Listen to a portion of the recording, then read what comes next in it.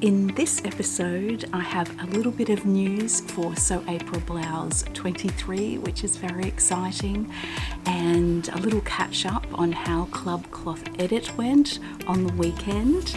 I've got some ideas for my Sew Frugal make, and I've got some new patterns that are launching this weekend.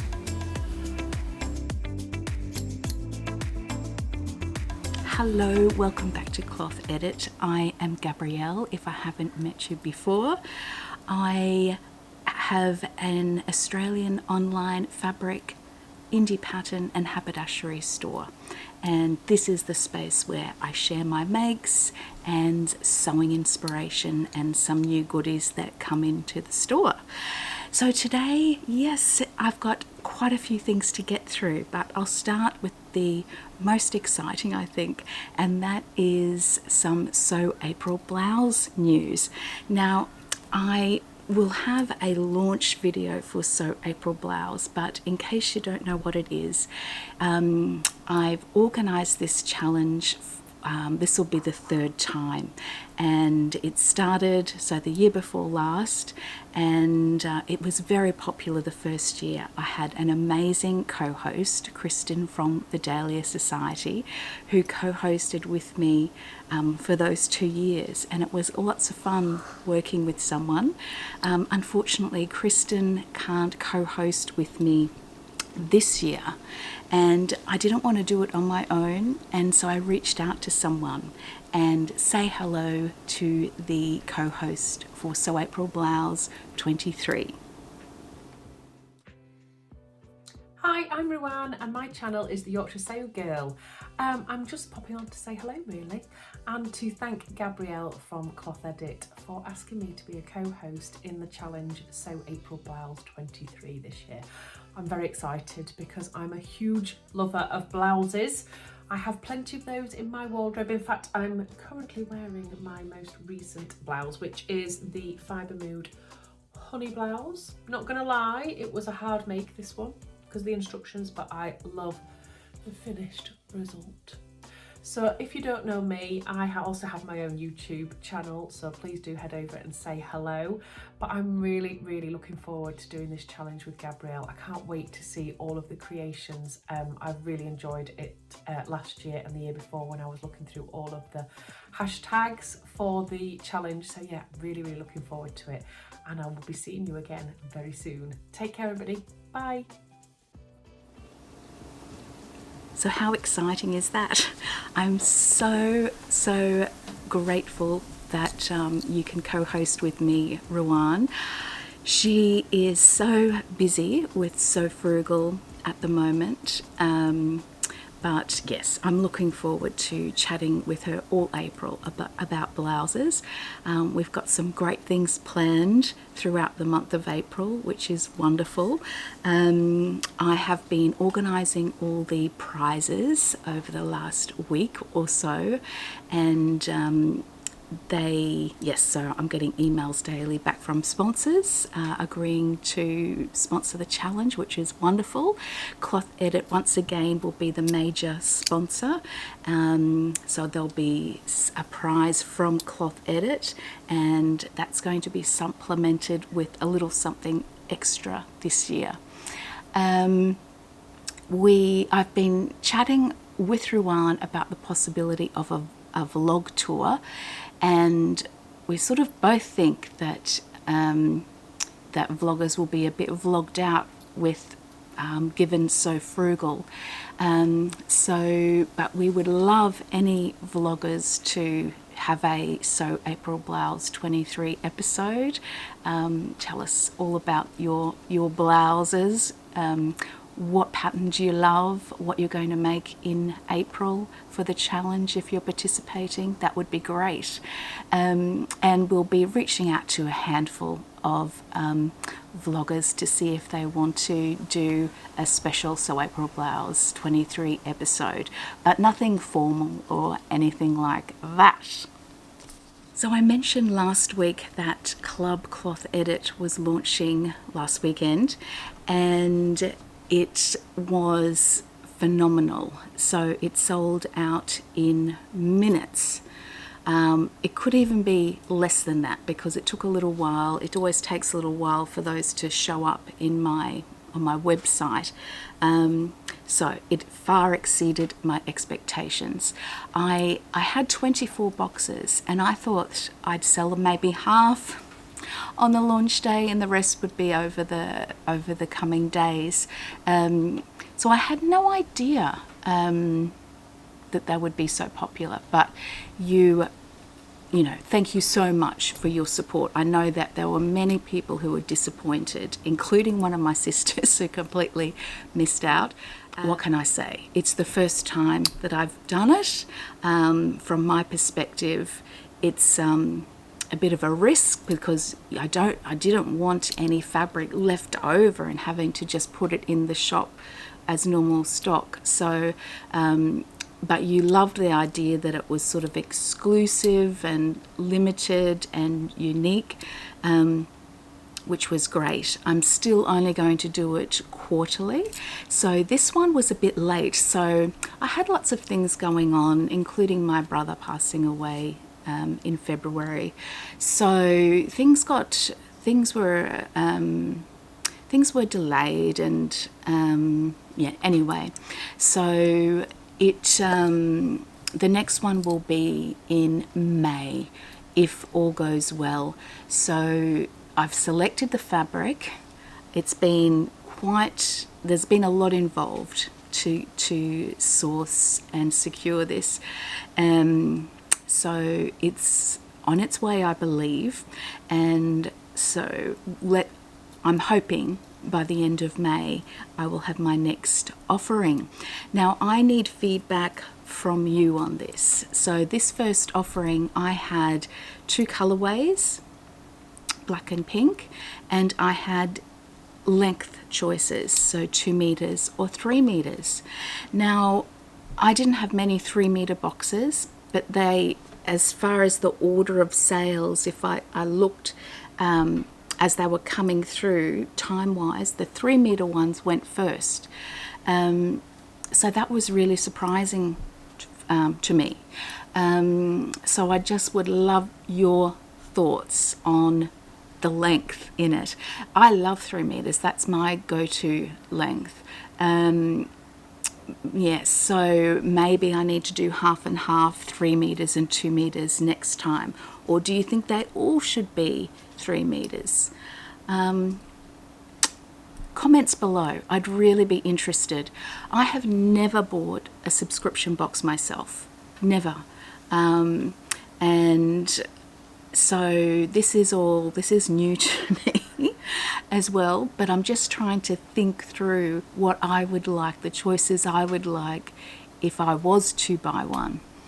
So this is, you know, and you can help me with this. The other question is colorways. Did you like the fact that there were colorways and knowing what they were?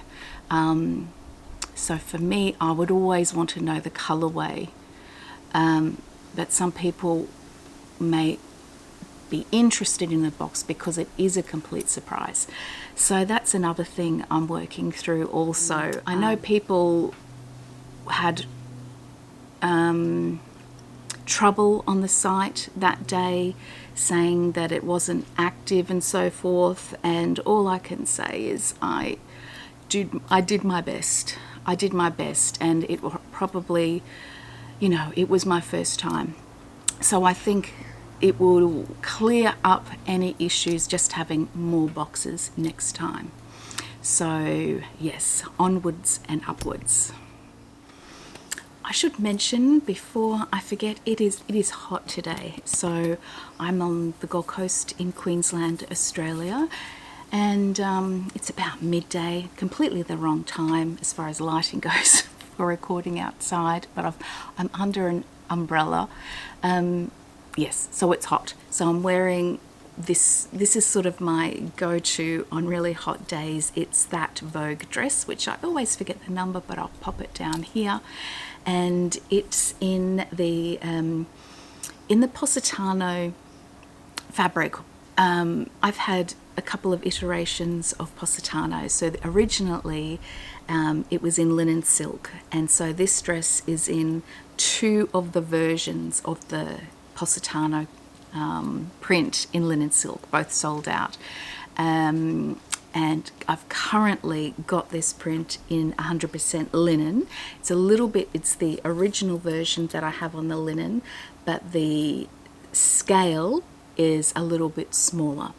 And that's nearly exclusive. I bought nearly all of it for Cloth Edit, actually. So yes, anyway, that's what I'm wearing. Right, now, so frugal. So these are my thoughts. Now, I'm not going to talk to you about the challenge because there's been a huge vlogging tour, and I'm sure you know all the rules and who's running it. Ruan, the Yorkshire Suckle, and Frugalissima. So I won't go into that, but I just want to talk to you about what I'm going to make. So I stock Maison Fauve patterns, and 2 of the patterns that they have in stock, the Tribeca blouse, which is new to print, and the Tilda blouse, which has been in print for a while. There are now free PDF pattern versions. Well, the Tribeca was actually launched with the free version, and I've been waiting for the print version to come out. So it's not as silly as that, because what they do in the printed version is add more to it. So the PDF version is the closures at the back. So there's, is it? The back, so I'll pop it down below when I find the answer. But the other thing the printed pattern has is a button down the front version and a dress version, which I really love. I love the dress version because it's drop waist, and I mean, I'd never wear it that length, but I would add on another tier, and I think that would just be amazing. I probably wouldn't bother with the cuffs, and I just have an elasticized cuff. That's probably what I would do. But so I was thinking of the Tribeca, but I'm not going to do that one. I'm going to do the Tilda. Now, once again, there's more to the printed pattern version than the free version. So the free version is great. You get the blouse, the basis of the pattern. The printed version, you get a whole heap of collar variations, which are super cute. So anyway, I've printed out the free version to be authentic to the challenge, and I just love it. I love this design. I love they call it, well, it's pleating, but pin tuck pleats on the neckline. I thought the sleeves were gathered, but they're actually they have pleats as well, fine pleats. So it's just going to be lovely, really pretty, easy blouse, and it's got a little bit of gathering at the top in the sleeve head again, which I love. So that's going to be lovely for my autumn and winter coming up, and quick to, well, I think pretty quick to make. And I went into my stash and got some stash fabric. So this was one of the, I think I launched Cloth Edit with this fabric on the site. So it's 2.5 years old, and it's a lovely viscose, beautiful quality Japanese viscose, and the design is, I don't know if I've still got the photos on file, so I'll just hold it up closely so you can see. So it's a digital print with 2 sort of layers on it. It's a digital print of some embroidery on like a natural linen cloth, and then on top of that they've also printed various flowers, and with lovely corally pinks and blues. So that's been in my stash for a while, and every so often I'm tempted to sell it as a remnant, but I always go, no, I really love that. So that's it. I don't have any options. I've just made a decision for my So Frugal Meg. My exciting launch for this weekend is a brand new pattern company for Cloth Edit, but she's very it's a very young company. She's really experienced pattern designer, well, fashion designer and pattern cutter. Annie is her name, and she recently reached out to me, and it so happened that on that very day, like within like an hour before, I had discovered her. So it was just it was a lovely coincidence. Now I'll show you the first one, which is her best seller. Like, this one's getting lots of attention from her customers, and I'll pop in some better pictures here. So it's the honeysuckle dress, and I'll say from the outset that the size range is 8 to 16 at the moment.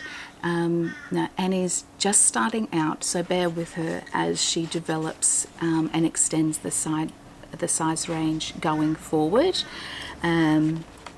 But anyway, so the honeysuckle dress, honestly, this is so good. Now, I actually emailed Annie about this because I really want to make it, and I said, how do you think I'd go? So my cup size is like, I'm 14E cup size. How do you think that would go in this dress? And she said, fine.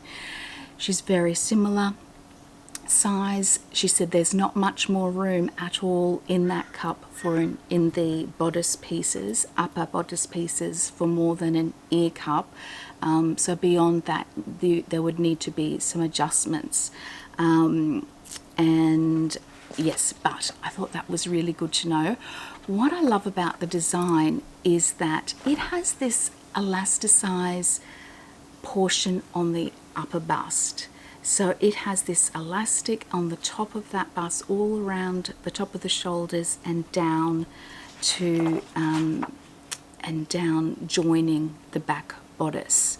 And so you've got that elastic you can use to, if you're smaller busted, to decrease the amount of elastic that you have to pull that up higher and tighter. I just love that idea. I just thought it was really unique design.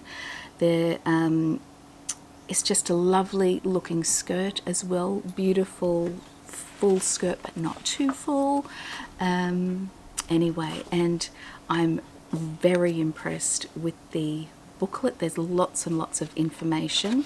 They're not photographed instruction, they're more diagrams, but if I can give you a closer look, they're big. Like, she hasn't tried to cram too much information on each page. So I love that idea.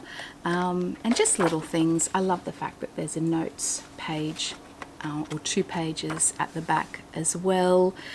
Anyway, so that's the first one, the honeysuckle dress. Now there's also a honeysuckle top. I'll just show you there. So very similar. It's just cropped version of the dress, really. So you could probably, if you just bought the dress, you'd probably have both. So that's the dress. Now that's that image. It's pictured with culottes. Now these culottes are, well, they look fantastic, and I'll just hold up the image there to see if you can see that. See how there's sort of, it has this elastic piece at the centre back, and then they seem to be neatish fitting. There's room, just by the images you can tell that there's room, but they're not too full around the tummy and bum. And then there's this movement, fluidity around the hemline of them. Anyway, I just think, wow, what a clever cut. So anyway, so the next is the Desert Flame overalls. Now I haven't worn overalls since, I don't know, 1987. I think that it might be the most unflattering thing that I could wear, but I'm not a pants person. This is the thing, and it could be all in my head.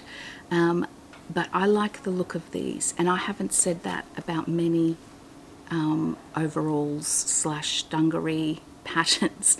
And I'll pop in the images to show you, and you might see why. They're sort of fitted. Like, I like where the height of that bib is really good. I think that sort of, if you had a t-shirt underneath, it sort of cuts that bust size in half. And I like how the back of it does come in, so you haven't got this fabric coming up out from the small of your back. Anyway, I think I really, really like them. I think they're very cute. The other one is, I've just got 2 more to go, the Waratah top. Again, this is a really simple top. I mean, really simple. But if you have a look at the shape, it's just got a back and a front. And there's probably a little, I don't know if the cuff, if the sleeve cuff is separate piece or not, and if there are facings, probably, I would say. But super simple, but just a lovely cut. I love that grown on sleeve. And the other one is just a little wrap skirt called the Waratah skirt. Now I think that's to the knee, but I also think that you could just actually, I don't know if you could, because of the angle. If you adjusted the angle a bit, you could make that a bit longer, but that's just a lovely skirt pattern as well. So that's it. I hope you like those. So stitched for good. And as I said, she will be expanding the size range, but she's just starting. She works from her little farm in rural New South Wales, which is so lovely. So that's it from me. I will be back next week. I hope you are well. And if you're in Australia, I hope you're keeping cool. And yes, take care. Bye-bye.